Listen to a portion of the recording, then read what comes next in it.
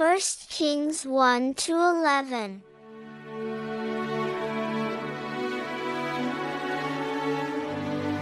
The Book of 1 Kings.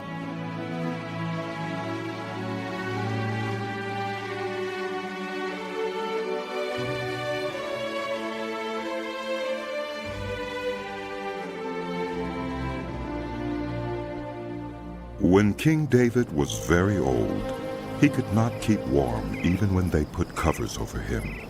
So his attendants said to him, "Let us look for a young virgin to serve the king and take care of him. She can lie beside him so that our lord the king may keep warm." Then they searched throughout Israel for a beautiful girl and found Abishag, a Shunammite, and brought her to the king. The girl was very beautiful. She took care of the king and waited on him, but the king had no sexual relations with her. Now Adonijah, whose mother was Haggith, put himself forward and said, "I will be king." So he got chariots and horses ready, with 50 men to run ahead of him. His father had never rebuked him by asking, "Why do you behave as you do?" He was also very handsome, and was born next after Absalom. Adonijah conferred with Joab, son of Zeruiah, and with Abiathar the priest, and they gave him their support. But Zadok the priest, Benaiah, son of Jehoiada, Nathan the prophet, Shimei, and Rei, and David's special guard did not join Adonijah. Adonijah then sacrificed sheep, cattle, and fattened calves at the stone of Zoheleth near Enrogel. He invited all his brothers, the king's sons, and all the royal officials of Judah, but he did not invite Nathan the prophet, or Benaiah, or the special guard, or his brother Solomon. Then Nathan asked Bathsheba, Solomon's mother, "Have you not heard that Adonijah the son of Haggith has become king, and our lord David knows nothing about it? Now then, let me advise you how you can save your own life and the life of your son Solomon. Go into King David and say to him, 'My lord the king, did you not swear to me your servant, surely Solomon your son shall be king after me, and he will sit on my throne? Why then has Adonijah become king? While you are still there talking to the king, I will come in and add my word to what you have said.'" So Bathsheba went to see the aged king in his room, where Abishag the Shunammite was attending him. Bathsheba bowed down, prostrating herself before the king. "What is it you want?" The king asked. She said to him, "My lord, you yourself swore to me, your servant, by the Lord your God, Solomon your son shall be king after me, and he will sit on my throne. But now Adonijah has become king, and you, my lord the king, do not know about it. He has sacrificed great numbers of cattle, fattened calves, and sheep, and has invited all the king's sons, Abiathar the priest, and Joab the commander of the army, but he has not invited Solomon, your servant? My lord the king, the eyes of all Israel are on you, to learn from you who will sit on the throne of my lord the king after him. Otherwise, as soon as my lord the king is laid to rest with his ancestors, I and my son Solomon will be treated as criminals." While she was still speaking with the king, Nathan the prophet arrived, and the king was told. Nathan the prophet is here. So he went before the king and bowed with his face to the ground. Nathan said, "Have you, my lord the king, declared that Adonijah shall be king after you, and that he will sit on your throne? Today he has gone down and sacrificed great numbers of cattle, fattened calves, and sheep. He has invited all the king's sons, the commanders of the army, and Abiathar the priest. Right now they are eating and drinking with him, and saying, 'Long live King Adonijah.' But me your servant, and Zadok the priest, and Benaiah son of Jehoiada, and your servant Solomon he did not invite. Is this something my lord the king has done without letting his servants know who should sit on the throne of my lord the king after him?" Then King David said, "Call in Bathsheba." So she came into the king's presence and stood before him. The king then took an oath. As surely as the Lord lives, who has delivered me out of every trouble, I will surely carry out this very day what I swore to you by the Lord, the God of Israel. Solomon, your son, shall be king after me, and he will sit on my throne in my place. Then Bathsheba bowed down with her face to the ground, prostrating herself before the king, and said, May my lord King David live forever. King David said, Call in Zadok the priest, Nathan the prophet, and Benaiah, son of Jehoiada. When they came before the king, he said to them, Take your lord's servants with you, and have Solomon, my son, mount my own mule, and take him down to Gihon. There have Zadok the priest and Nathan the prophet anoint him king over Israel. Blow the trumpet and shout, Long live King Solomon! Then you are to go up with him, and he is to come and sit on my throne and reign in my place. I have appointed him ruler over Israel and Judah. Benaiah, son of Jehoiada, answered the king, Amen. May the Lord, the God of my lord the king, so declare it. As the Lord was with my lord the king, so may he be with Solomon to make his throne even greater than the throne of my lord King David. So Zadok the priest, Nathan the prophet, Benaiah, son of Jehoiada, the Kerethites and the Pelethites went down and had Solomon mount King David's mule, and they escorted him to Gihon. Zadok the priest took the horn of oil from the sacred tent and anointed Solomon. Then they sounded the trumpet, and all the people shouted, Long live King Solomon! And all the people went up after him, playing pipes and rejoicing greatly, so that the ground shook with the sound. Adonijah and all the guests who were with him heard it as they were finishing their feast. On hearing the sound of the trumpet, Joab asked, What's the meaning of all the noise in the city? Even as he was speaking, Jonathan, son of Abiathar the priest, arrived. Adonijah said, Come in. A worthy man like you must be bringing good news. Not at all. Jonathan answered, Our lord King David has made Solomon king. The king has sent with him Zadok the priest, Nathan the prophet, Benaiah son of Jehoiada, the Kerethites and the Pelethites, and they have put him on the king's mule. And Zadok the priest and Nathan the prophet have anointed him king of Gihon. From there they have gone up cheering, and the city resounds with it. That's the noise you hear. Moreover, Solomon has taken his seat on the royal throne. Also, the royal officials have come up to congratulate our Lord King David, saying, May your God make Solomon's name more famous than yours, and his throne greater than yours. And the king bowed in worship on his bed and said, Praise be to the Lord, the God of Israel, who has allowed my eyes to see a successor on my throne today.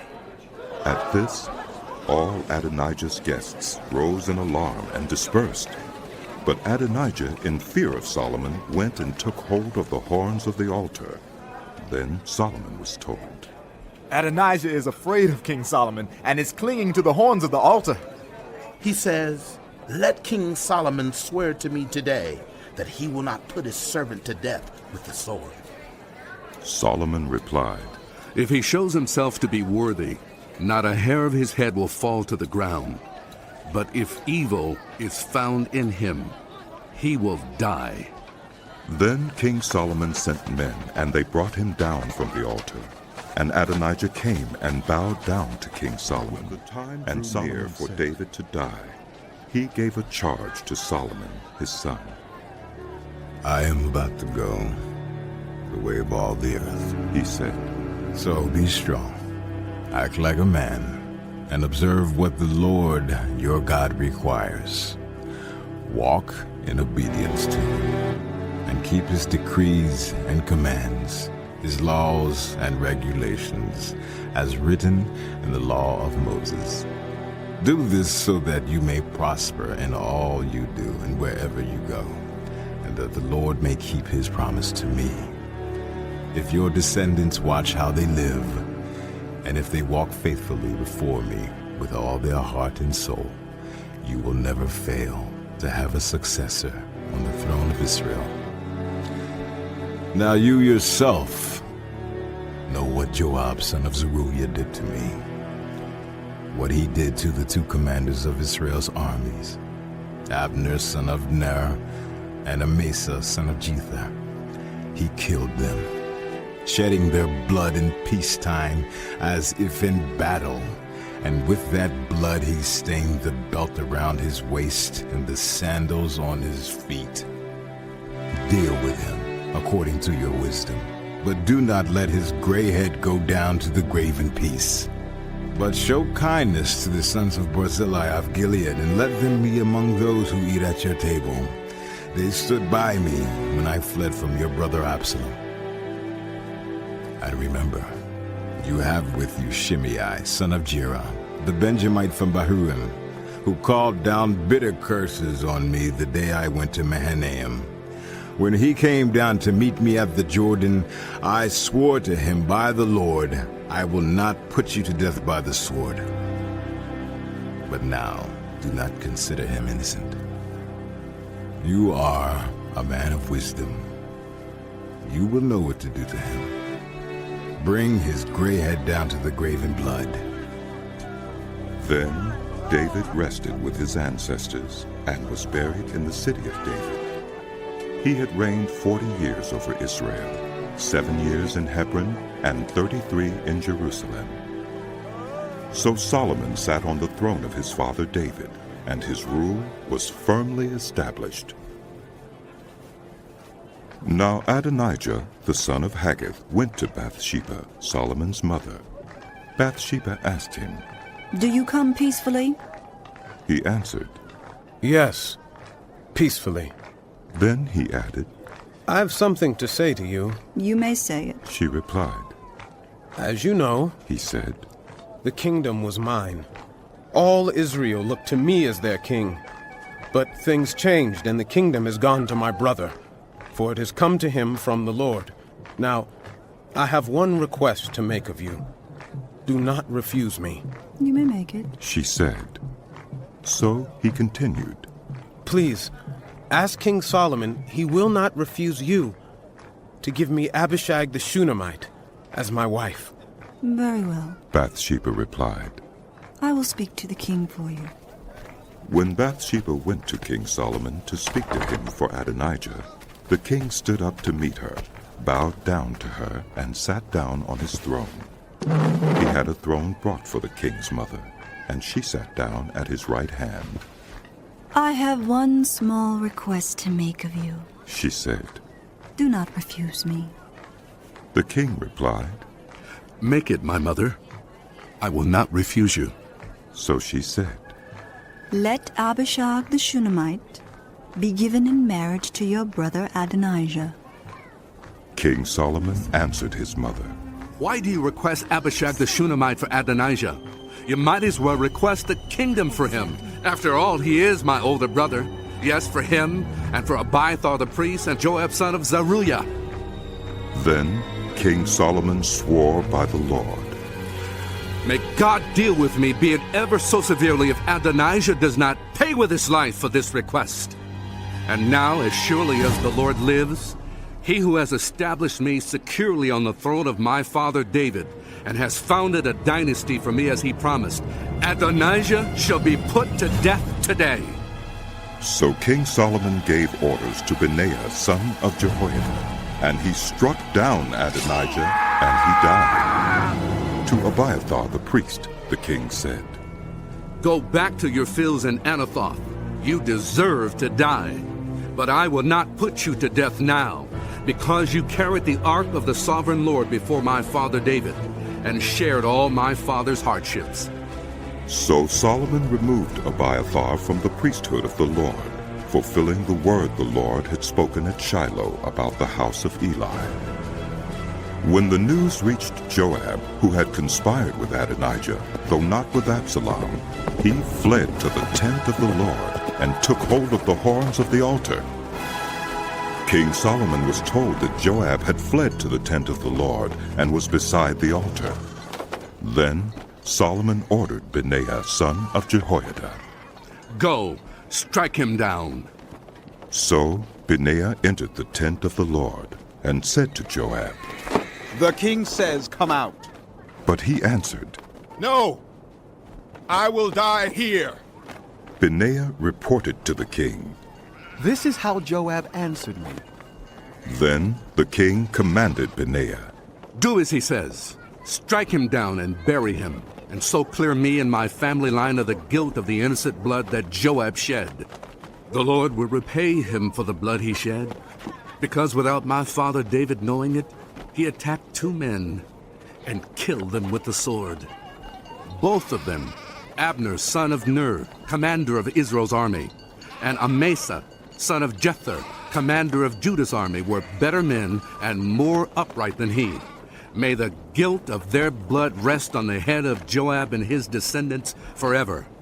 But on David and his descendants, his house and his throne, may there be the Lord's peace forever. So Benaiah, son of Jehoiada, went up and struck down Joab and killed him, and he was buried at his home out in the country. The king put Benaiah, son of Jehoiada, over the army in Joab's position, and replaced Abiathar with Zadok the priest. Then the king sent for Shimei and said to him, Build yourself a house in Jerusalem and live there, but do not go anywhere else. The day you leave and cross the Kidron Valley, you can be sure you will die. Your blood will be on your own head. Shimei answered the king, What you say is good. Your servant will do as my lord the king has said. And Shimei stayed in Jerusalem for a long time. But 3 years later, 2 of Shimei's slaves ran off to Achish, son of Maacah, king of Gath, and Shimei was told, Your slaves are in Gath.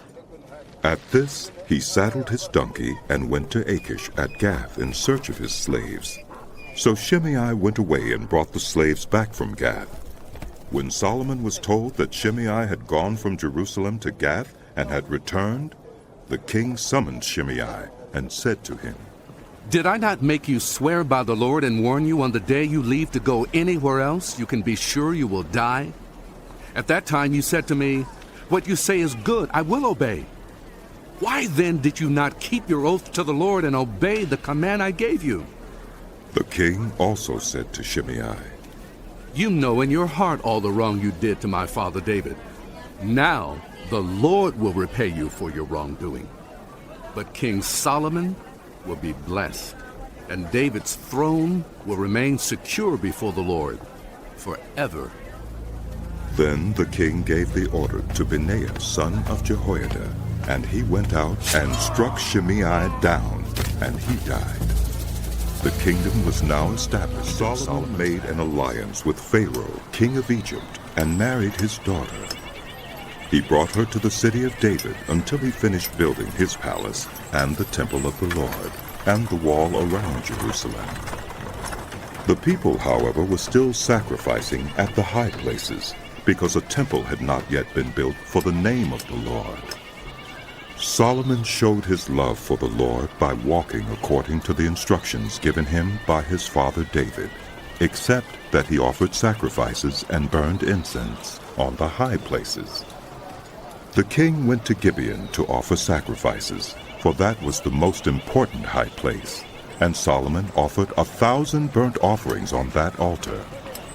At Gibeon, the Lord appeared to Solomon during the night in a dream, and God said, Ask for whatever you want me to give you. Solomon answered, You have shown great kindness to your servant, my father David, because he was faithful to you and righteous and upright in heart.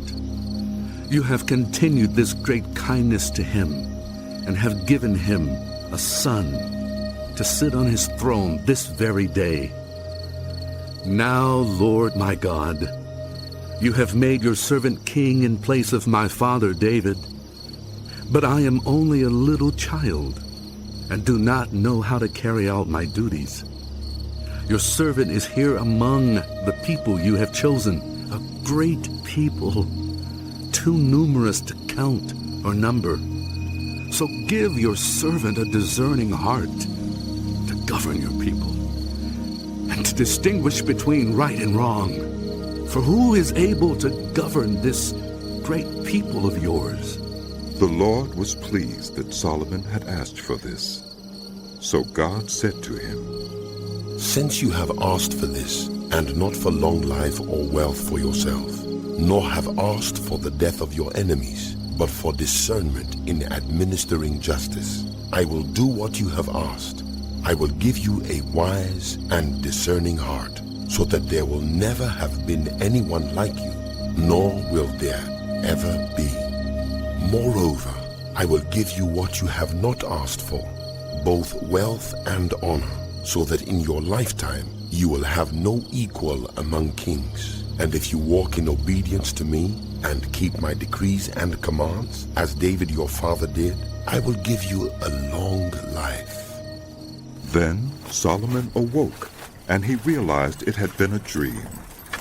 He returned to Jerusalem, stood before the ark of the Lord's covenant, and sacrificed burnt offerings and fellowship offerings. Then he gave a feast for all his court. Now 2 prostitutes came to the king and stood before him. One of them said, Pardon me, my lord. This woman and I live in the same house, and I had a baby while she was there with me. The 3rd day after my child was born, this woman also had a baby. We were alone. There was no one in the house but the 2 of us. During the night, this woman's son died because she lay on him. So she got up in the middle of the night and took my son from my side while I, your servant, was asleep. She put him by her breast and put her dead son by my breast. The next morning, I got up to nurse my son, and he was dead. But when I looked at him closely in the morning light, I saw that it wasn't the son I had born. The other woman said, No! The living one is my son. The dead one is yours. But the first insisted. No! The dead one is yours. The living one is mine. And so they argued before the king. The king said, This one says, My son is alive and your son is dead.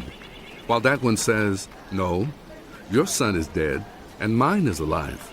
Then the king said, Bring me a sword. So they brought a sword for the king. He then gave an order. Cut the living child in 2. Give half to one and half to the other.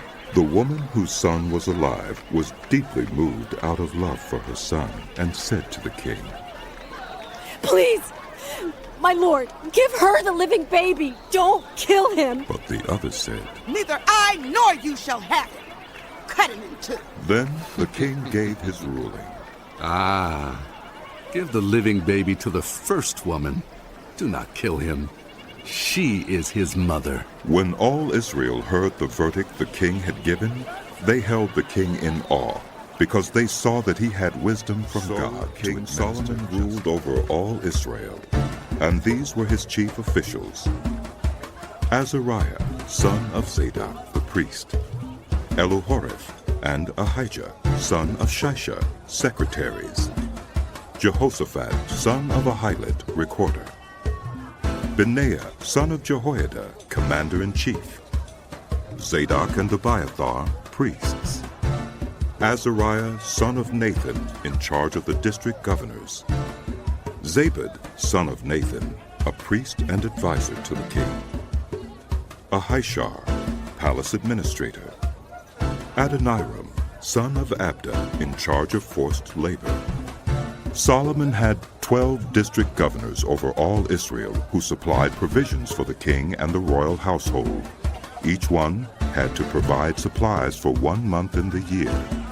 These are their names: Ben-Hur in the hill country of Ephraim, Ben-Dikah in Makaz, Shaalbim, Beth-Shemesh, and Elon Beth-Hanan, Ben-Hesed in Arubah.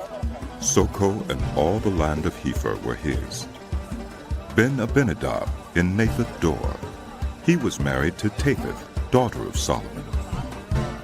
Beuna, son of Ahilud, in Taanach and Megiddo, and in all Bethshan, next to Zarathan, below Jezreel, from Bethshan to Abel-Meholah, across to Jokmeam.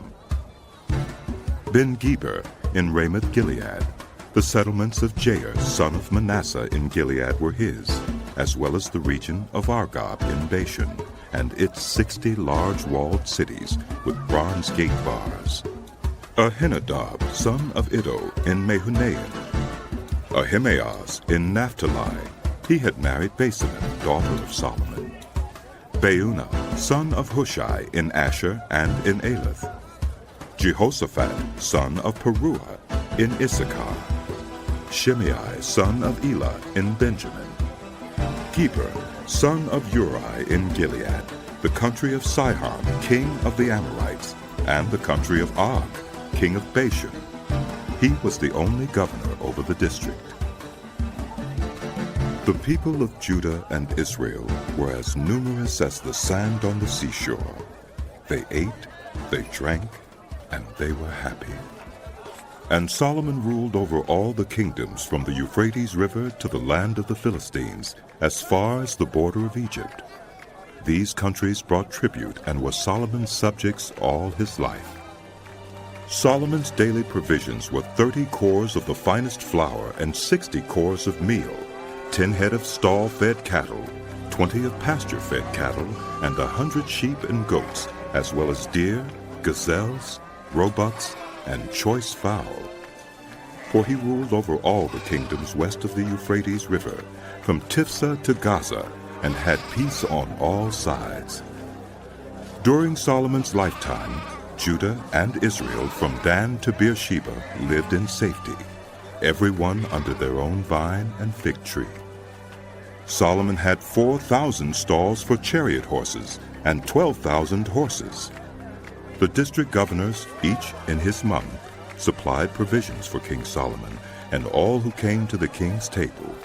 They saw to it that nothing was lacking. They also brought to the proper place their quotas of barley and straw for the chariot horses and the other horses.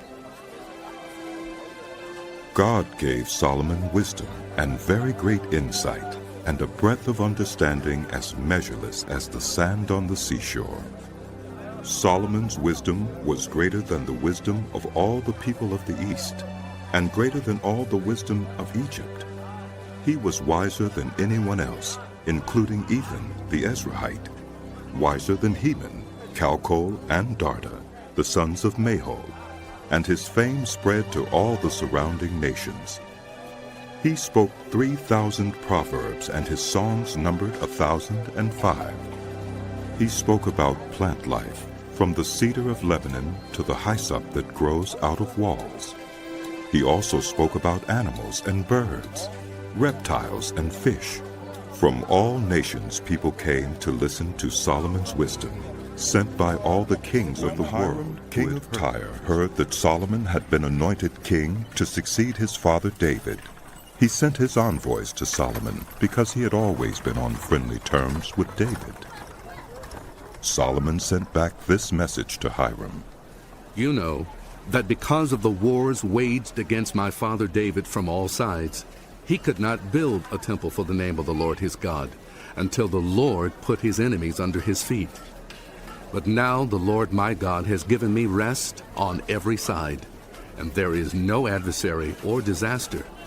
I intend therefore to build a temple for the name of the Lord my God, as the Lord told my father David when he said, "Your son, whom I will put on the throne in your place, will build the temple for my name." So give orders that cedars of Lebanon be cut for me. My men will work with yours, and I will pay you for your men whatever wages you set. You know that we have no one so skilled in felling timber as the Sidonians. When Hiram heard Solomon's message, he was greatly pleased and said, "Praise be to the Lord today, for he has given David a wise son to rule over this great nation." So Hiram sent word to Solomon. "I have received the message you sent me and will do all you want in providing the cedar and juniper logs. My men will haul them down from Lebanon to the Mediterranean Sea, and I will float them as rafts by the sea to the place you specify. There I will separate them, and you can take them away. And you are to grant my wish by providing food for my royal household. In this way, Hiram kept Solomon supplied with all the cedar and juniper logs he wanted, and Solomon gave Hiram 20,000 cores of wheat as food for his household, in addition to 20,000 baths of pressed olive oil. Solomon continued to do this for Hiram year after year. The Lord gave Solomon wisdom, just as he had promised him. There were peaceful relations between Hiram and Solomon, and the two of them made a treaty. King Solomon conscripted laborers from all Israel, 30,000 men. He sent them off to Lebanon in shifts of 10,000 a month, so that they spent 1 month in Lebanon and 2 months at home. Adoniram was in charge of the forced labor. Solomon had 70,000 carriers and 80,000 stone cutters in the hills, as well as 3,300 overseers who supervised the project and directed the work. At the king's command, they removed from the quarry large blocks of high-grade stone to provide a foundation of dressed stone for the temple. The skilled workers of Solomon and Hiram and those from Byblos cut and prepared the timber and stone for the building of the temple. In the 480th year after the Israelites came out of Egypt, in the 4th year of Solomon's reign over Israel, in the month of Ziv, the 2nd month, he began to build the temple of the Lord. The temple that King Solomon built for the Lord was 60 cubits long, 20 wide, and 30 high. The portico at the front of the main hall of the temple extended the width of the temple, that is, 20 cubits, and projected 10 cubits from the front of the temple.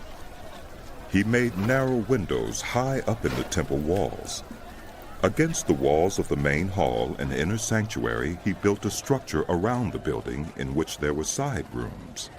The lowest floor was 5 cubits wide, the middle floor 6 cubits, and the 3rd floor 7.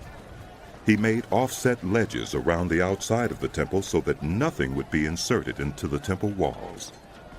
In building the temple, only blocks dressed at the quarry were used, and no hammer, chisel, or any other iron tool was heard at the temple site while it was being built. The entrance to the lowest floor was on the south side of the temple. A stairway led up to the middle level and from there to the 3rd.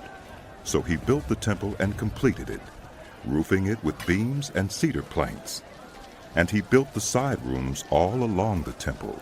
The height of each was 5 cubits, and they were attached to the temple by beams of cedar.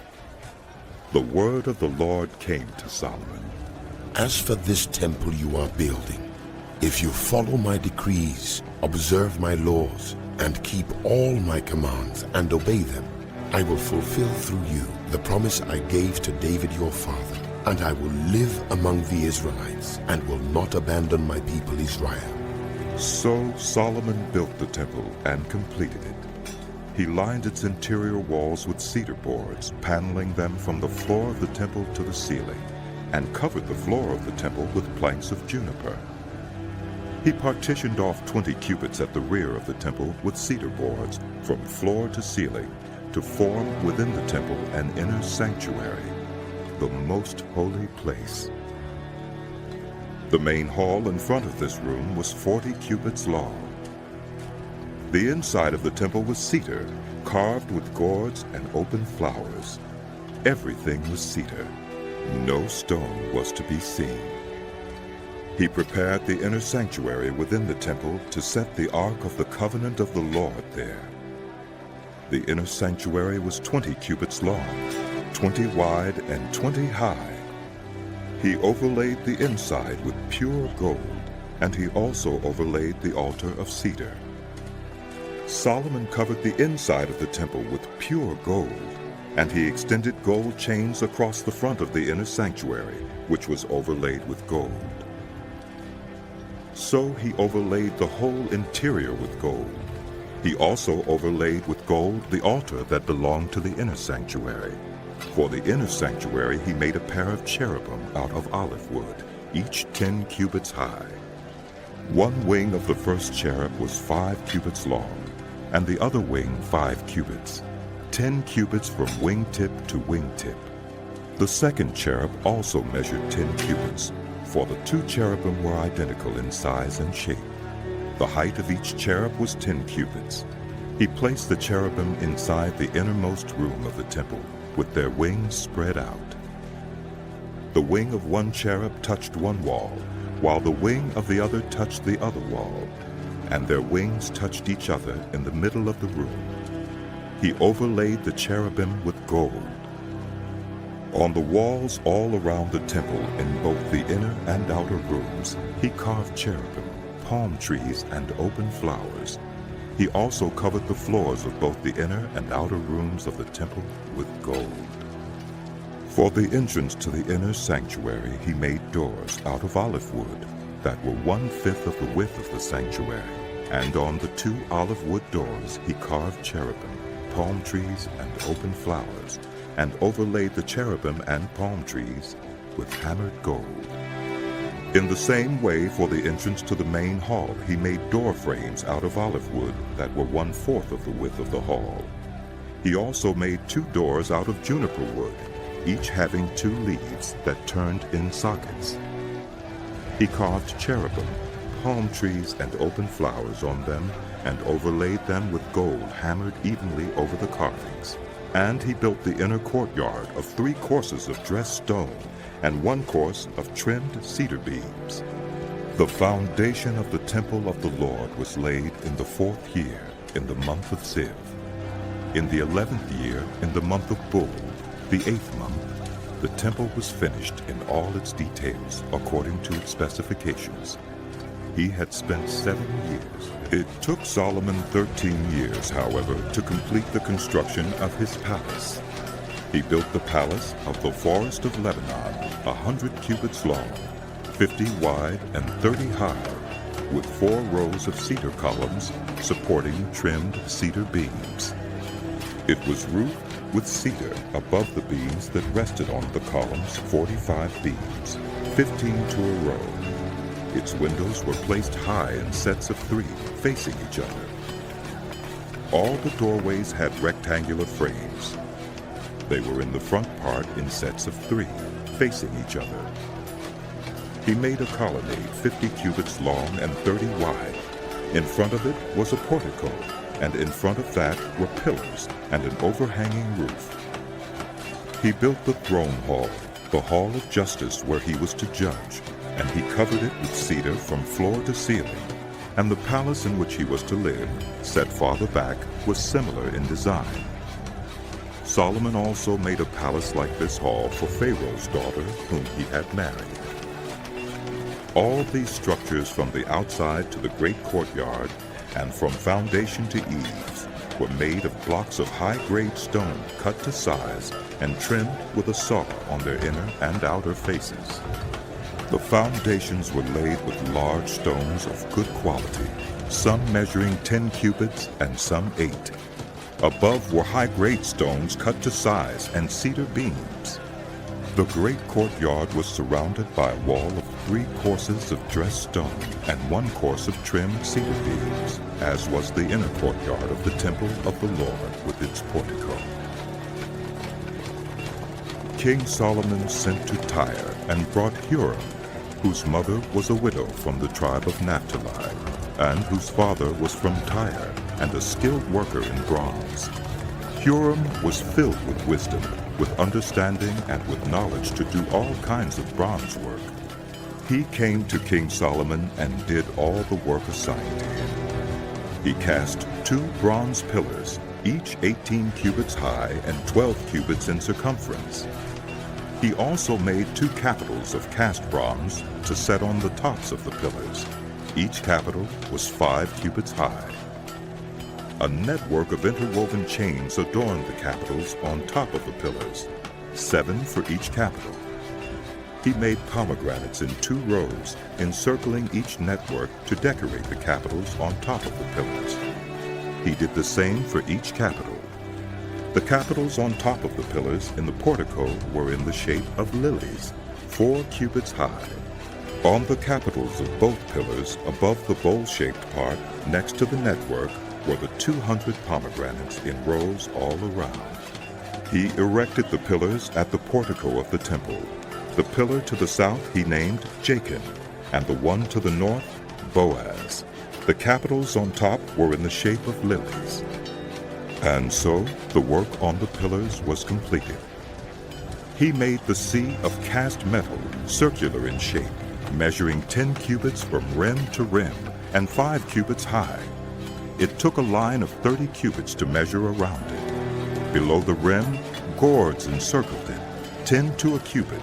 The gourds were cast in 2 rows in one piece with the sea. The sea stood on 12 bulls, 3 facing north, 3 facing west, 3 facing south, and 3 facing east. The sea rested on top of them, and their hindquarters were toward the center. It was a handbreadth in thickness, and its rim was like the rim of a cup. Like a lily blossom, it held 2,000 baths. He also made 10 movable stands of bronze. Each was 4 cubits long, 4 wide, and 3 high. This is how the stands were made. They had side panels attached to uprights. On the panels between the uprights were lions, bulls, and cherubim, and on the uprights as well.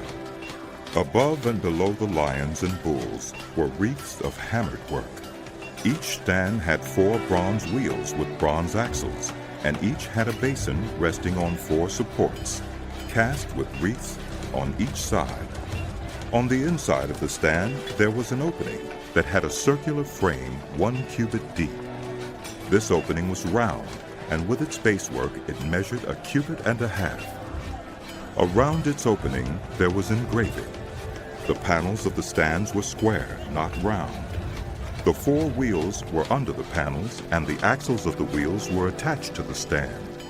The diameter of each wheel was 1.5 cubits. The wheels were made like chariot wheels.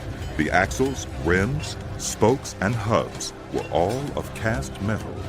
Each stand had 4 handles, 1 on each corner, projecting from the stand. At the top of the stand there was a circular band 0.5 cubit deep. The supports and panels were attached to the top of the stand. He engraved cherubim, lions, and palm trees on the surfaces of the supports and on the panels in every available space, with wreaths all around.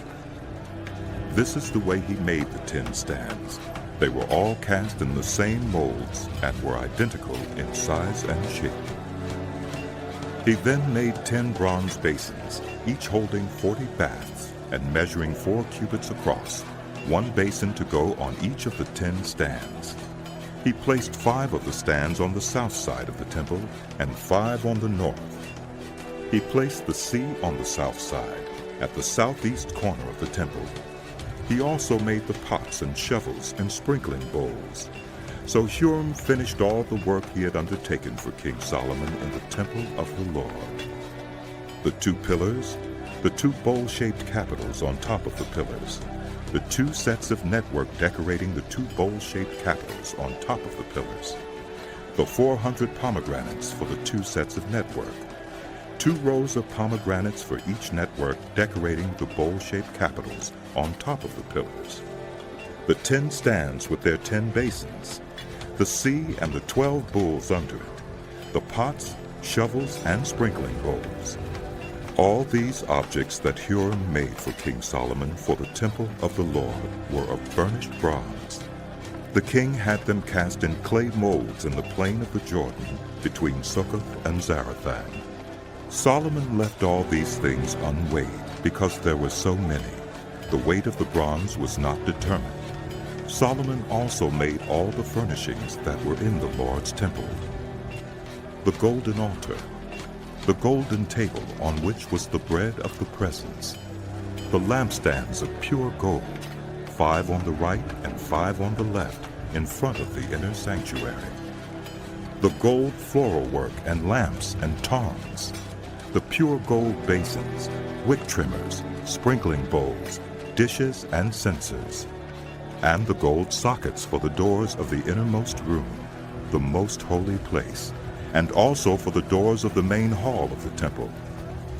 When all the work King Solomon had done for the temple of the Lord was finished, he brought in the things his father David had dedicated, the silver and gold and the furnishings, and he placed them in the treasuries. Then King Solomon summoned into his presence at Jerusalem the elders of Israel, all the heads of the tribes and the chiefs of the Israelite families, to bring up the ark of the Lord's covenant from Zion, the city of David.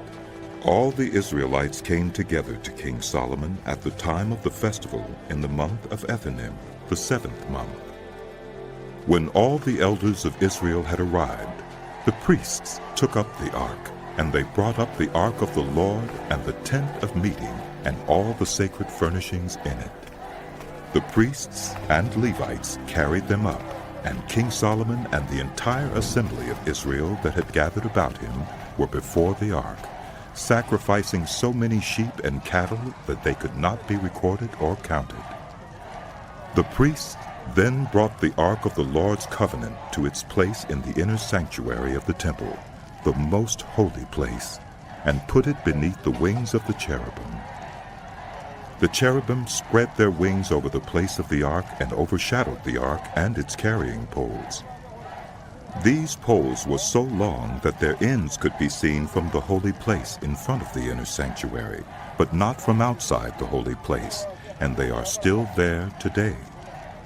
There was nothing in the ark except the 2 stone tablets that Moses had placed in it at Horeb, where the Lord made a covenant with the Israelites after they came out of Egypt.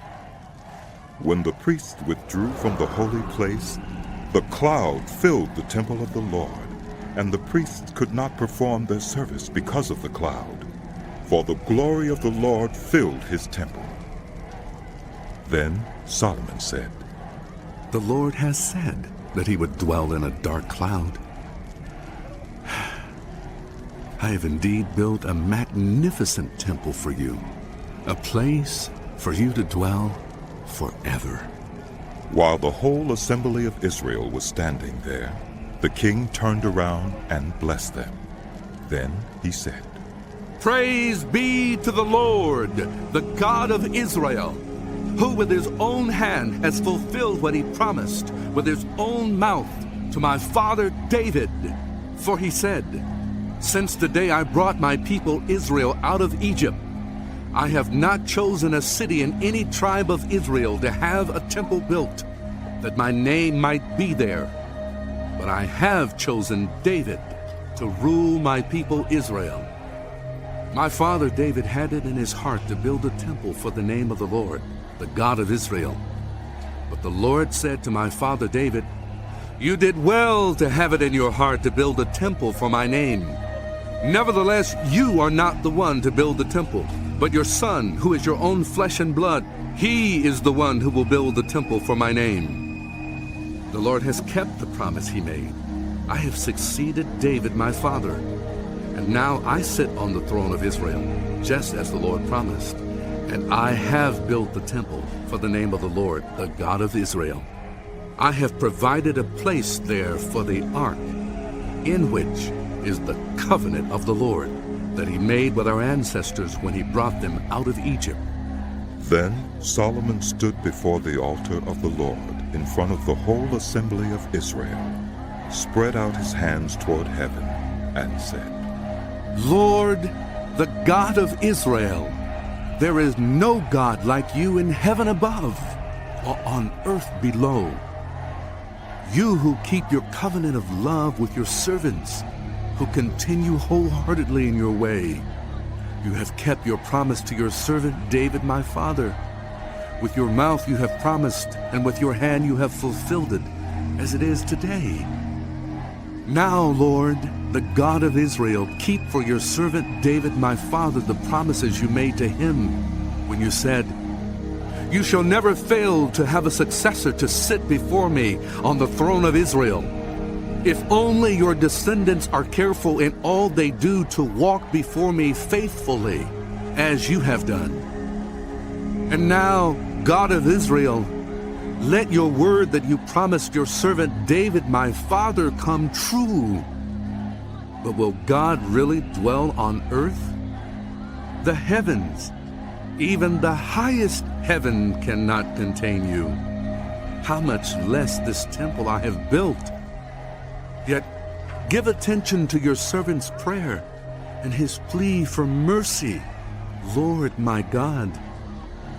Hear the cry and the prayer that your servant is praying in your presence this day.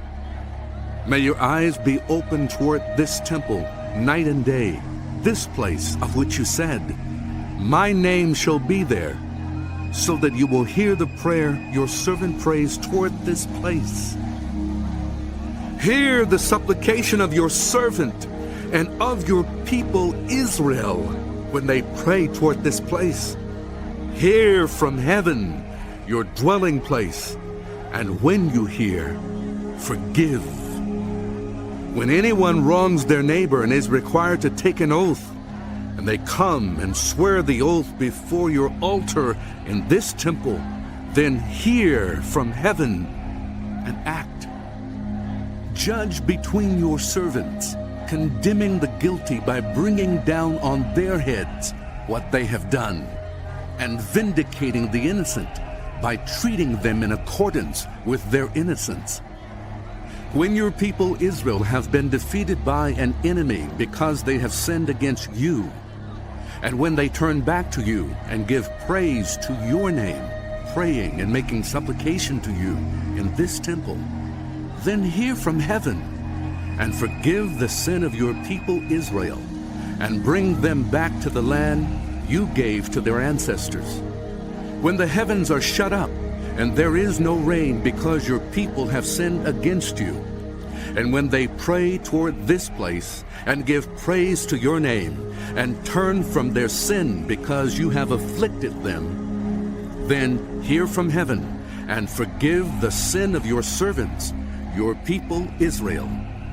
Teach them the right way to live, and send rain on the land you gave your people for an inheritance.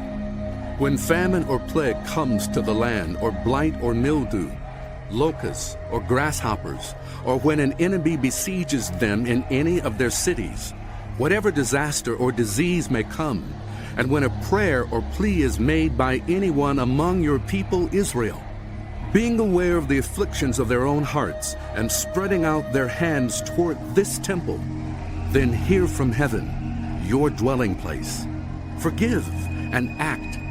Deal with everyone according to all they do, since you know their hearts, for you alone know every human heart, so that they will fear you all the time they live in the land you gave our ancestors. As for the foreigners who do not belong to your people Israel, but have come from a distant land because of your name, for they will hear of your great name, and your mighty hand, and your outstretched arm, when they come and pray toward this temple, then hear from heaven, your dwelling place. Do whatever the foreigners ask of you, so that all the peoples of the earth may know your name and fear you, as do your own people Israel, and may know that this house I have built bears your name. When your people go to war against their enemies, wherever you send them, and when they pray to the Lord toward the city you have chosen and the temple I have built for your name, then hear from heaven their prayer and their plea, and uphold their cause.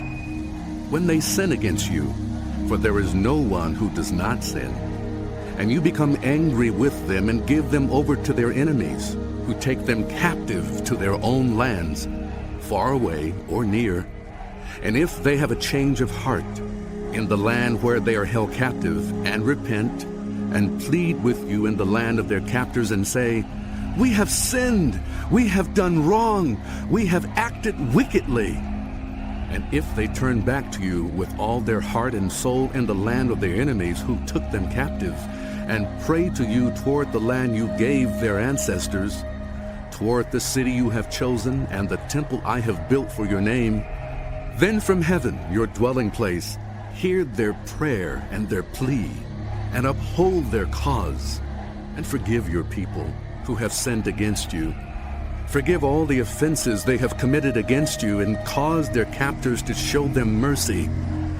For they are your people and your inheritance, whom you brought out of Egypt, out of that iron-smelting furnace. May your eyes be open to your servant's plea, and to the plea of your people Israel, and may you listen to them whenever they cry out to you. For you singled them out from all the nations of the world to be your own inheritance, just as you declared through your servant Moses when you, sovereign Lord, brought our ancestors out of Egypt. When Solomon had finished all these prayers and supplications to the Lord, he rose from before the altar of the Lord, where he had been kneeling with his hands spread out toward heaven.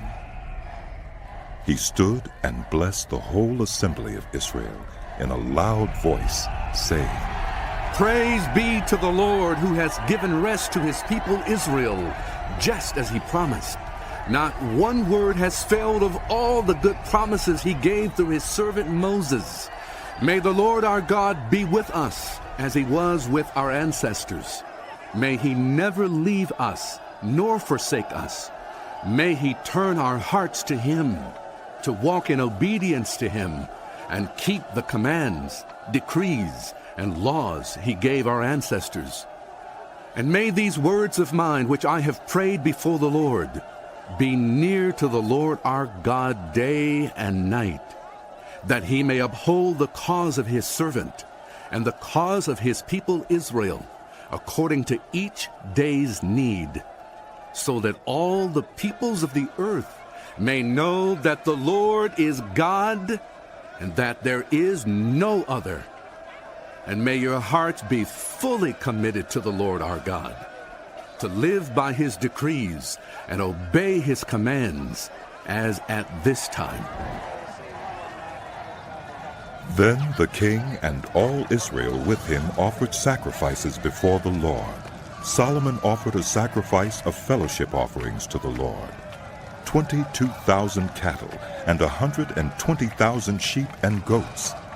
So the king and all the Israelites dedicated the temple of the Lord. On that same day, the king consecrated the middle part of the courtyard in front of the temple of the Lord. And there he offered burnt offerings, grain offerings, and the fat of the fellowship offerings, because the bronze altar that stood before the Lord was too small to hold the burnt offerings, the grain offerings, and the fat of the fellowship offerings. So Solomon observed the festival at that time, and all Israel with him, a vast assembly, people from Lebo-Hamath to the Wadi of Egypt. They celebrated it before the Lord our God for 7 days and 7 days more, 14 days in all. On the following day he sent the people away. They blessed the king and then went home, joyful and glad in heart for all the good things the Lord had done for his servant David. When Solomon had finished building the temple of the Lord and the royal palace, and had achieved all he had desired to do, the Lord appeared to him a second time, as he had appeared to him at Gibeon. The Lord said to him, I have heard the prayer and plea you have made before me. I have consecrated this temple which you have built, by putting my name there forever. My eyes and my heart will always be there. As for you, if you walk before me faithfully, with integrity of heart and uprightness, as David your father did, and do all I command, and observe my decrees and laws, I will establish your royal throne over Israel forever, as I promised David your father, when I said, you shall never fail to have a successor on the throne of Israel. But if you or your descendants turn away from me and do not observe the commands and decrees I have given you, and go off to serve other gods and worship them, then I will cut off Israel from the land I have given them, and will reject this temple I have consecrated for my name. Israel will then become a byword and an object of ridicule among all peoples. This temple will become a heap of rubble. All who pass by will be appalled and will scoff and say, Why has the Lord done such a thing to this land and to this temple? People will answer, because they have forsaken the Lord their God, who brought their ancestors out of Egypt, and have embraced other gods, worshipping and serving them. That is why the Lord brought all this disaster on them. At the end of 20 years, during which Solomon built these two buildings, the temple of the Lord and the royal palace, King Solomon gave 20 towns in Galilee to Hiram, king of Tyre, because Hiram had supplied him with all the cedar and juniper and gold he wanted. But when Hiram went from Tyre to see the towns that Solomon had given him, he was not pleased with them. What kind of towns are these you have given me, my brother? He asked. And he called them the land of Kabul, a name they have to this day. Now Hiram had sent to the king 120 talents of gold. Here is the account of the forced labor King Solomon conscripted to build the Lord's temple, his own palace, the terraces, the wall of Jerusalem, and Hazor, Megiddo, and Gezer. Pharaoh, king of Egypt, had attacked and captured Gezer. He had set it on fire. He killed its Canaanite inhabitants and then gave it as a wedding gift to his daughter, Solomon's wife. And Solomon rebuilt Gezer. He built up Lower Beth-horon, Baalah, and Tadmor in the desert, within his land, as well as all his store cities and the towns for his chariots and for his horses. Whatever he desired to build in Jerusalem, in Lebanon, and throughout all the territory he ruled. There were still people left from the Amorites, Hittites, Perizzites, Hivites, and Jebusites. These people were not Israelites. Solomon conscripted the descendants of all these people remaining in the land, whom the Israelites could not exterminate, to serve as slave labor, as it is to this day. But Solomon did not make slaves of any of the Israelites. They were his fighting men, his government officials, his officers, his captains, and the commanders of his chariots and charioteers. They were also the chief officials in charge of Solomon's projects, 550 officials supervising those who did the work. After Pharaoh's daughter had come up from the city of David to the palace Solomon had built for her, he constructed the terraces. 3 times a year Solomon sacrificed burnt offerings and fellowship offerings on the altar he had built for the Lord, burning incense before the Lord along with them, and so fulfilled the temple obligations. King Solomon also built ships at Ezion-Geber, which is near Elath in Edom, on the shore of the Red Sea. And Hiram sent his servants, sailors who knew the sea, to serve in the fleet with Solomon's servants. They sailed to Ophir, and brought back 420 talents of gold, which they delivered. When the Queen of Sheba heard about the fame of Solomon and his relationship to the Lord, she came to test Solomon with hard questions. Arriving at Jerusalem with a very great caravan, with camels carrying spices, large quantities of gold, and precious stones, she came to Solomon and talked with him about all that she had on her mind. Solomon answered all her questions. Nothing was too hard for the king to explain to her. When the Queen of Sheba saw all the wisdom of Solomon and the palace he had built, the food on his table, the seating of his officials, the attending servants in their robes, his cupbearers, and the burnt offerings he made at the temple of the Lord, she was overwhelmed. She said to the king, "The report I heard in my own country about your achievements and your wisdom is true. But I did not believe these things until I came and saw with my own eyes. Indeed, not even half was told me. In wisdom and wealth you have far exceeded the report I heard. How happy your people must be! How happy your officials who continually stand before you and hear your wisdom! Praise be to the Lord your God, who has delighted in you and placed you on the throne of Israel. Because of the Lord's eternal love for Israel, he has made you king to maintain justice and righteousness."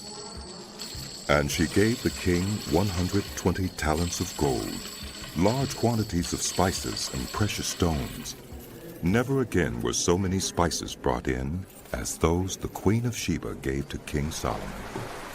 Hiram's ships brought gold from Ophir, and from there they brought great cargoes of almug wood and precious stones.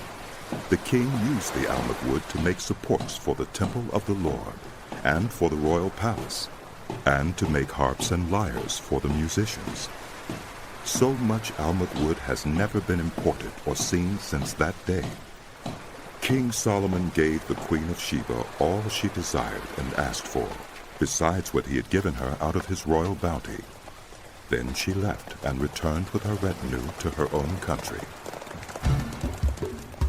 The weight of the gold that Solomon received yearly was 666 talents, not including the revenues from merchants and traders and from all the Arabian kings and the governors of the territories.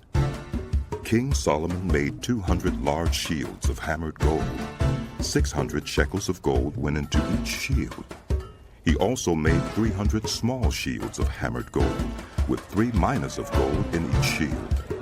The king put them in the palace of the forest of Lebanon. Then the king made a great throne, inlaid with ivory and overlaid with fine gold. The throne had 6 steps, and its back had a rounded top.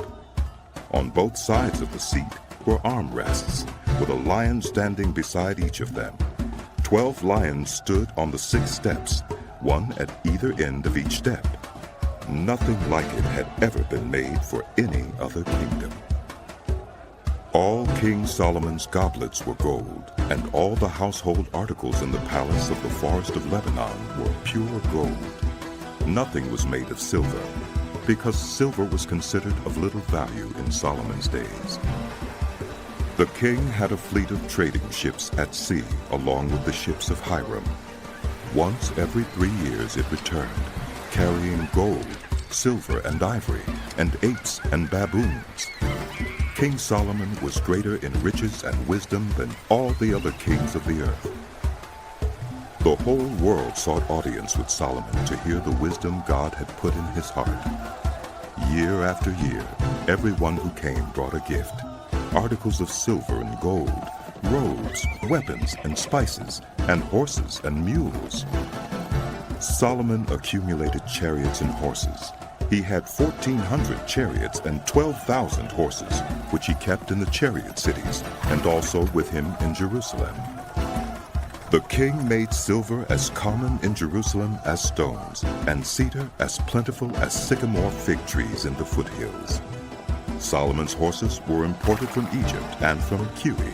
The royal merchants purchased them from Kiwi at the current price. They imported a chariot from Egypt for 600 shekels of silver, and a horse for 150.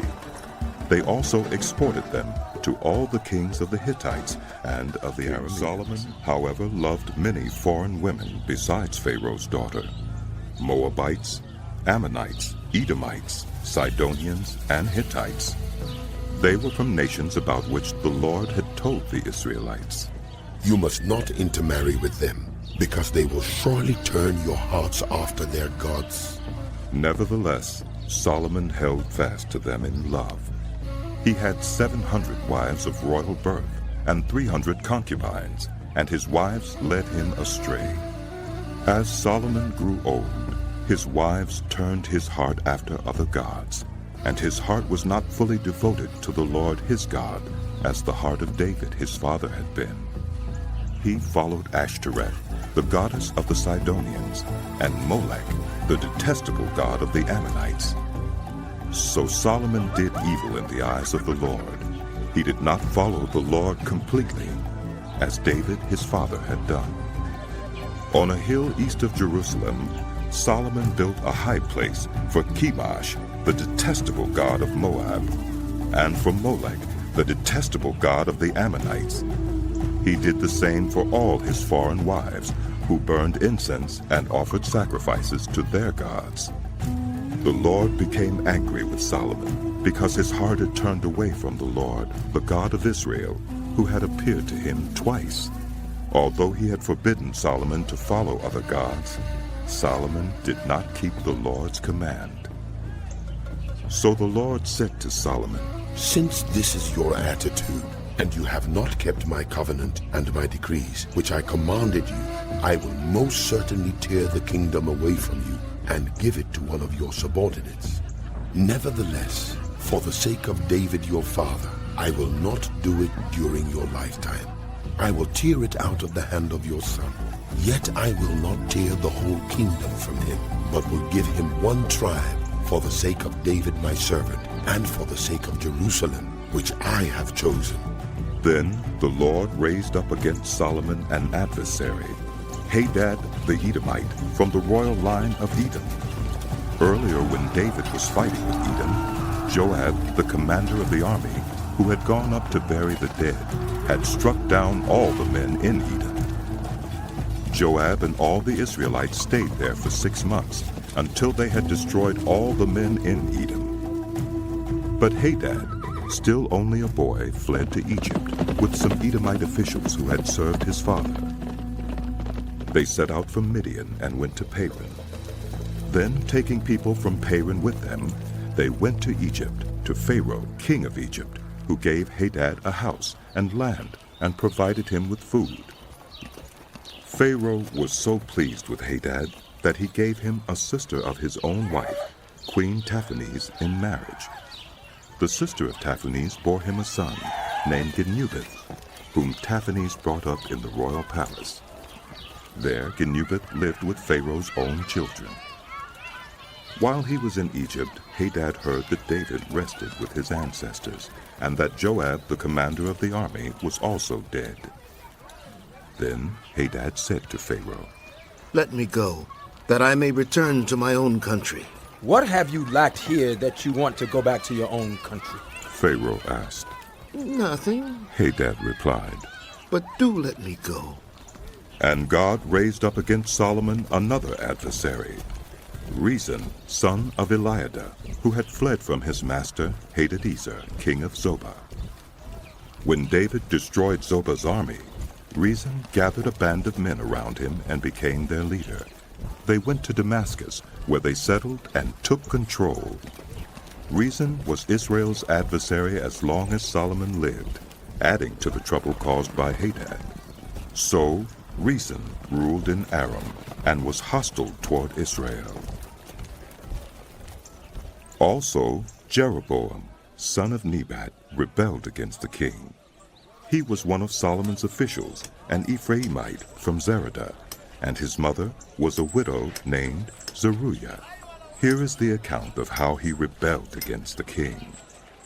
Solomon had built the terraces and had filled in the gap in the wall of the city of David, his father.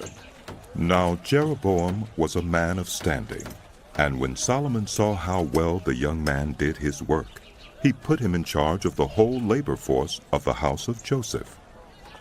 About that time, Jeroboam was going out of Jerusalem, and Ahijah, the prophet of Shiloh, met him on the way, wearing a new cloak.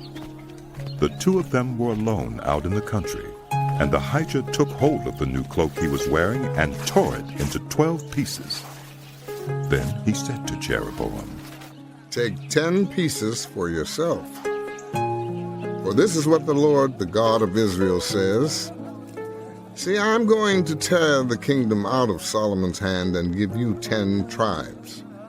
But for the sake of my servant David and the city of Jerusalem, which I have chosen out of all the tribes of Israel, he will have 1 tribe.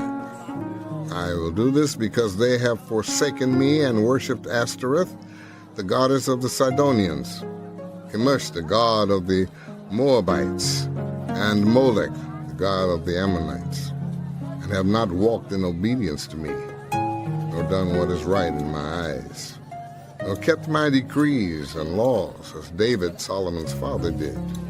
But I will not take the whole kingdom out of Solomon's hand.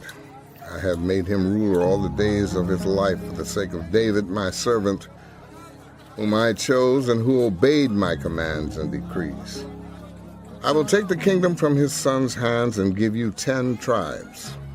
I will give 1 tribe to his son, so that David, my servant, may always have a lamp before me in Jerusalem, the city where I chose to put my name. However, as for you, I will take you, and you will rule over all that your heart desires.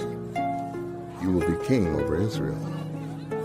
If you do whatever I command you and walk in obedience to me and do what is right in my eyes by obeying my decrees and commands, as David my servant did, I will be with you.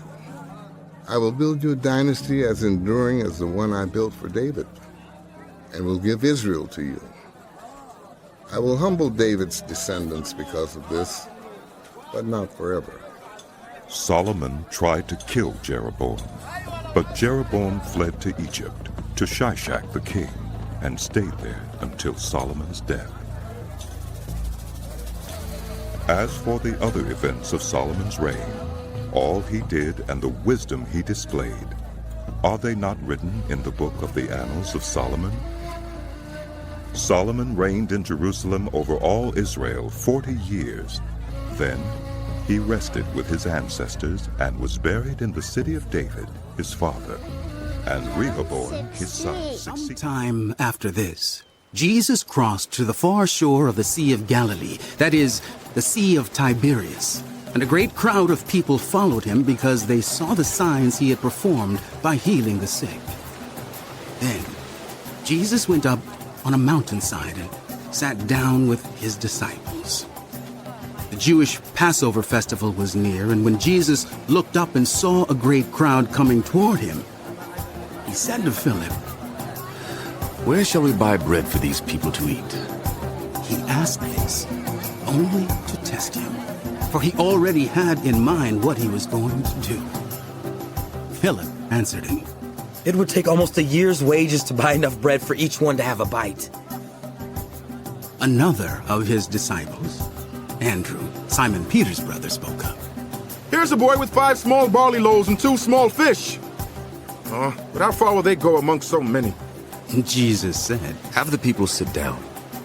There was plenty of grass in that place, and they sat down. About 5,000 men were there. Jesus then took the loaves, gave thanks, and distributed to those who were seated as much as they wanted. He did the same with the fish. When they had all had enough to eat, he said to his disciples, "Gather the pieces that are left over. Let nothing be wasted." So they gathered them and filled 12 baskets with the pieces of the 5 barley loaves left over by those who had eaten. After the people saw the sign Jesus performed, they began to say, "Surely this is the prophet who is to come into the world." Jesus, knowing that they intended to come and make him king by force, withdrew again to a mountain by himself. When evening came, his disciples went down to the lake, where they got into a boat and set off across the lake for Capernaum. By now it was dark, and Jesus had not yet joined them. Strong wind was blowing, and the waters grew rough. When they had rowed about 3 or 3.5 miles, they saw Jesus approaching the boat, walking on the water, and they were frightened. But he said to them, "It is I. Don't be afraid." Then they were willing to take him into the boat, and immediately the boat reached the shore where they were heading. The next day, the crowd that had stayed on the opposite shore of the lake realized that only one boat had been there, and that Jesus had not entered it with his disciples, but that they had gone away alone. Then some boats from Tiberias landed near the place where the people had eaten the bread after the Lord had given thanks. And once the crowd realized that neither Jesus nor his disciples were there, they got into the boats and went to Capernaum in search of Jesus. When they found him on the other side of the lake, they asked him, "Rabbi, when did you get here?" Jesus answered, "Very truly I tell you, you are looking for me not because you saw the signs I performed, but because you ate the loaves and had your fill. Do not work for food that spoils, but for food that endures to eternal life, which the Son of Man will give you. On him, God the Father has placed his seal of approval." Then they asked him, "What must we do to do the works God requires?" Jesus answered, The work of God is this, to believe in the one he has sent. So they asked him, What sign then will you give, that we may see it and believe you? What will you do? Our ancestors ate the manna in the wilderness, as it is written. He gave them bread from heaven to eat. Jesus said to them, Very truly I tell you, it is not Moses who has given you the bread from heaven, but it is my Father who gives you the true bread from heaven. For the bread of God is the bread that comes down from heaven and gives life to the world.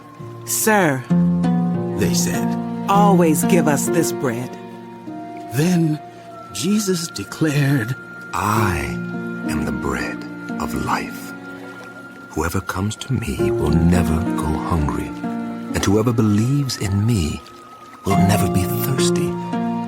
But, as I told you, you have seen me, and still you do not believe. All whom the Father gives me will come to me, and whoever comes to me I will never drive away.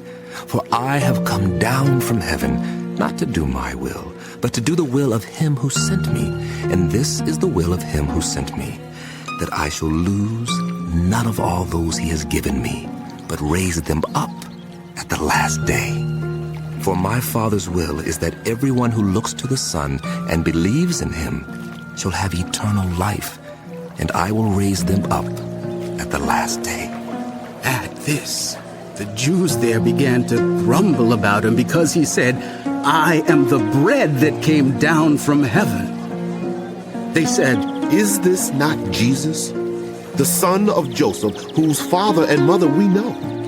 How can he now say, I came down from heaven? Stop grumbling among yourselves.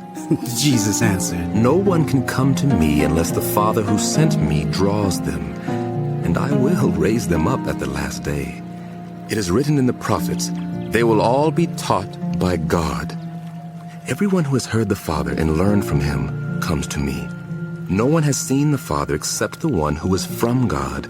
Only he has seen the Father. Very truly I tell you, whoever believes has eternal life. I am the bread of life. Your ancestors ate the manna in the wilderness, yet they died. But here is the bread that comes down from heaven, which people may eat and not die. I am the living bread that came down from heaven.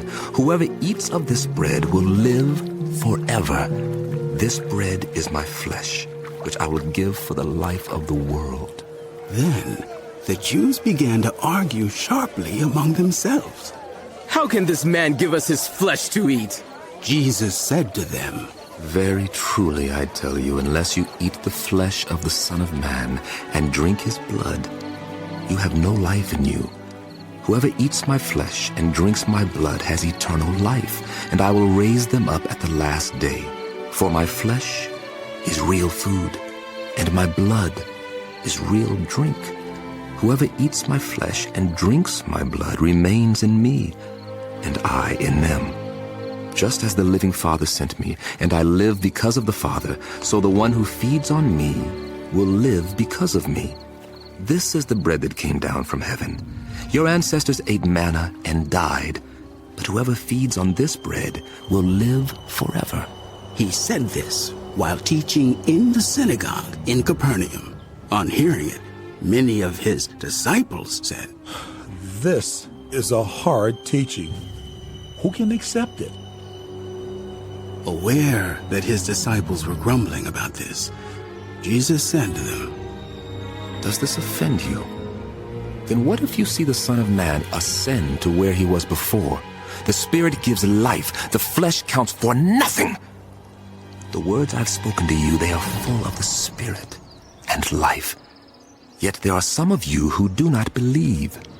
For Jesus had known from the beginning which of them did not believe and who would betray him.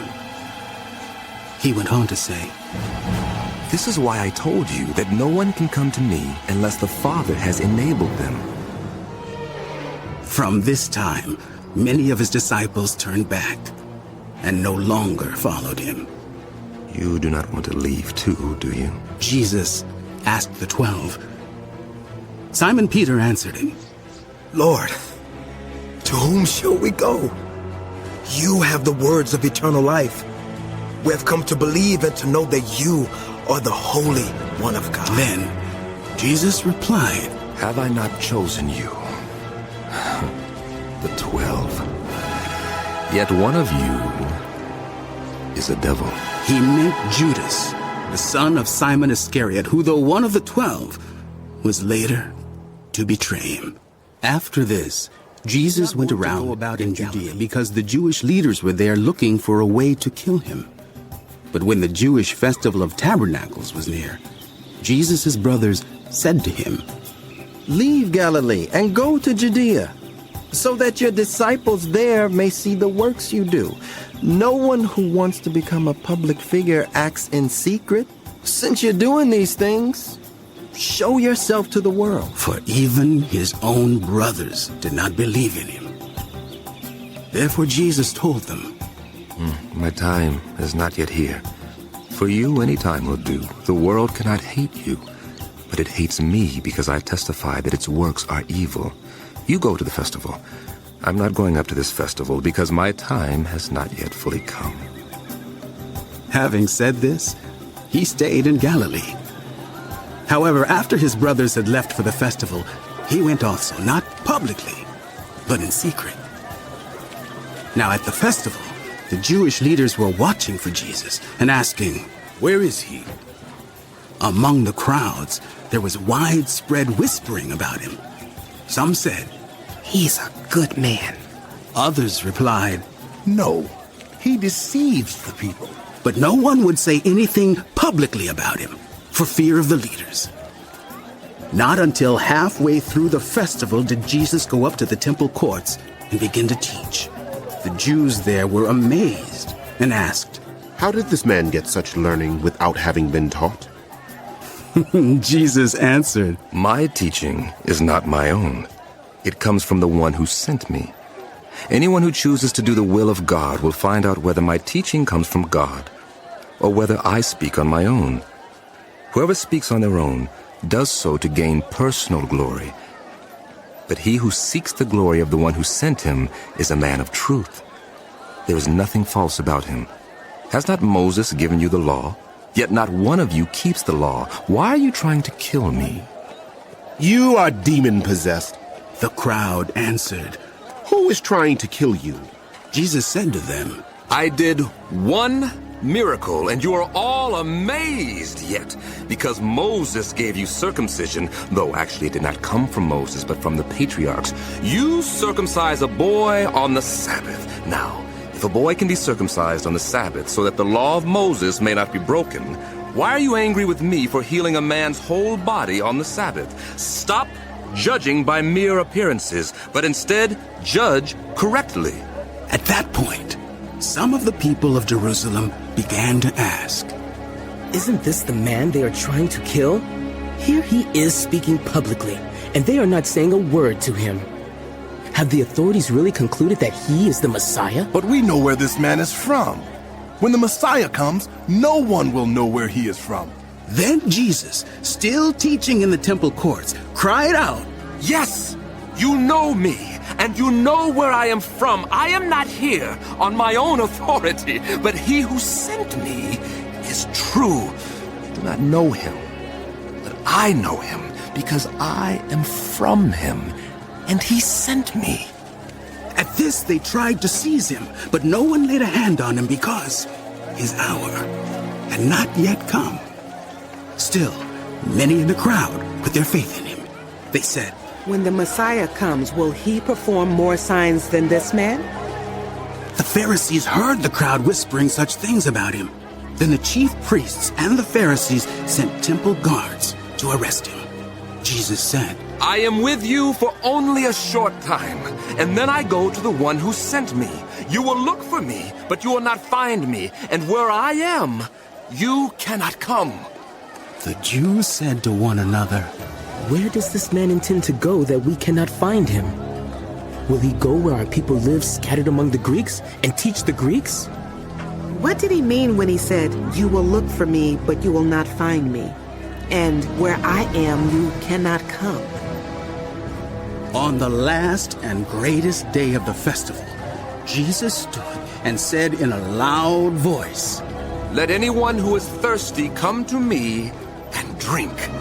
Whoever believes in me, as Scriptures has said, rivers of living water will flow from within them." By this, he meant the Spirit, whom those who believed in him were later to receive. Up to that time, the Spirit had not been given since Jesus had not yet been glorified. On hearing his words, some of the people said, "Surely this man is the prophet." Others said, "He is the Messiah." Still others asked, "How can the Messiah come from Galilee? Does not Scripture say that the Messiah will come from David's descendants and from Bethlehem, the town where David lived?" Thus the people were divided because of Jesus. Some wanted to seize him, but no one laid a hand on him. Finally, the temple guards went back to the chief priests and the Pharisees, who asked them, "Why didn't you bring him in?" "No one ever spoke the way this man does." The guards replied. "You mean he has deceived you also?" The Pharisees retorted. "Have any of the rulers or of the Pharisees believed in him? No. But this mob that knows nothing of the law, there is a curse on them." Nicodemus, who had gone to Jesus earlier and who was one of their own number, asked, "Does our law condemn a man without first hearing him to find out what he has been doing?" They replied, "Are you from Galilee too? Look into it, and you will find that a prophet does not come out of Galilee."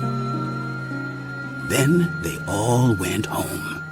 But Jesus went to the Mount. He appeared again in the temple courts where all the people gathered around him, and he sat down to teach them.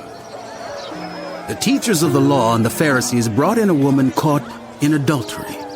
They made her stand before the group and said to Jesus, "Teacher, this woman was caught in the act of adultery.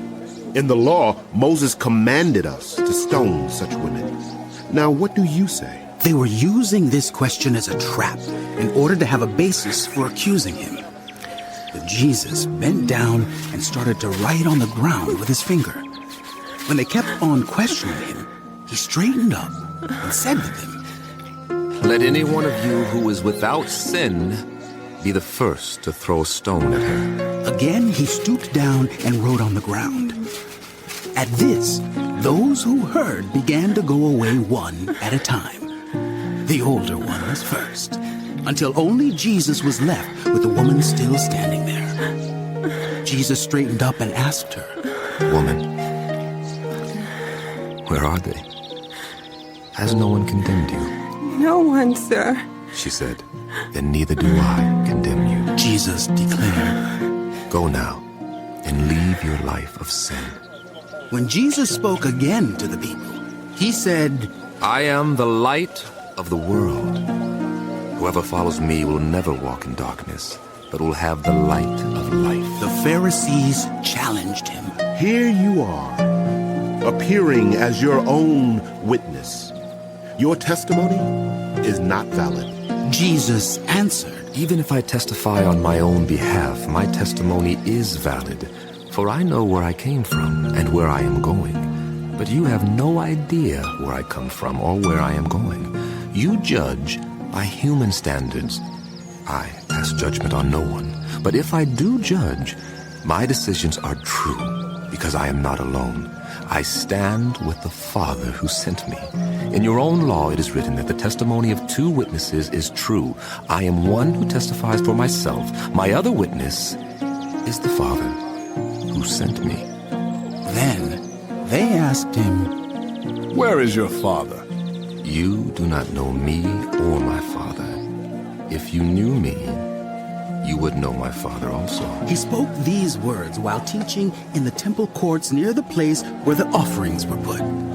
Yet no one seized him because his hour had not yet come. Once more, Jesus said to them, "I am going away, and you will look for me, and you will die in your sin. Where I go, you cannot come." This made the Jews ask, "Will he kill himself? Is that why he says, 'Where I go, You cannot come? But he continued, You are from below, I am from above. You are of this world, I am not of this world. I told you that you would die in your sins. If you do not believe that I am he, you will indeed die in your sins. Who are you? They asked. Just what I have been telling you from the beginning. I have much to say in judgment of you, but he who sent me is trustworthy, and what I have heard from him, I tell the world. They did not understand that he was telling them about his Father. So Jesus said, When you have lifted up the Son of Man, then you will know that I am he, and that I do nothing on my own, but speak just what the Father has taught me. The one who sent me is with me, and he has not left me alone, for I always do what pleases him. Even as he spoke, many put their faith in him. To the Jews who had believed him, Jesus said, If you hold to my teaching, you are really my disciples. Then you will know the truth, and the truth will set you free. They answered him, We are Abraham's descendants and have never been slaves of anyone. How can you say that we shall be set free? Jesus replied, Very truly I tell you, everyone who sins is a slave to sin. Now, a slave has no permanent place in the family, but a son belongs to it forever. So if the Son sets you free, you will be free indeed. I know you are Abraham's descendants, yet you are looking for a way to kill me because you have no room for my word. I am telling you what I have seen in the Father's presence, and you are doing what you have heard from your father. Abraham is our father. They answered, If you were Abraham's children, then you would do what Abraham did. As it is, you are looking for a way to kill me, a man who has told you the truth that I heard from God. Abraham did not do such things. You are doing the works of your own father. We are not illegitimate children. The only father we have is God himself. If God were your father, you would love me, for I came from God and now am here. I have not come on my own, but he sent me. Why is my language not clear to you? Because you are unable to hear what I say. You belong to your father, the devil, and you want to carry out your father's desires. He was a murderer from the beginning, not holding to the truth, for there is no truth in him. When he lies, he speaks his native language, for he is a liar and the father of lies. Yet because I tell the truth, you do not believe me. Can any of you prove me guilty of sin? If I am telling the truth, why don't you believe me? Whoever belongs to God hears what God says. The reason you do not hear is that you do not belong to God.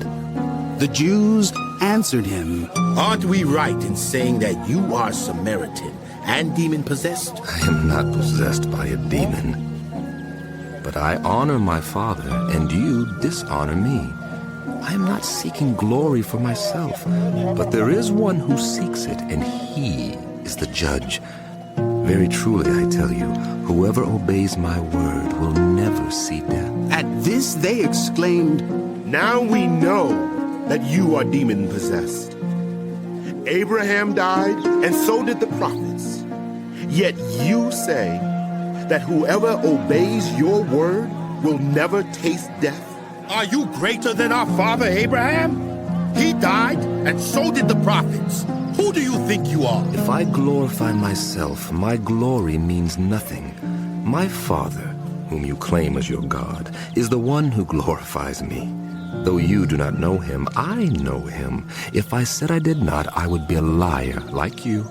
But I do know him and obey his word. Your father Abraham rejoiced at the thought of seeing my day. He saw it and was glad. You are not yet 50 years old, and you have seen Abraham. Very truly, I tell you, before Abraham was born, I am. At this, they picked up stones to stone him. But Jesus hid himself, slipping away from the temple grounds.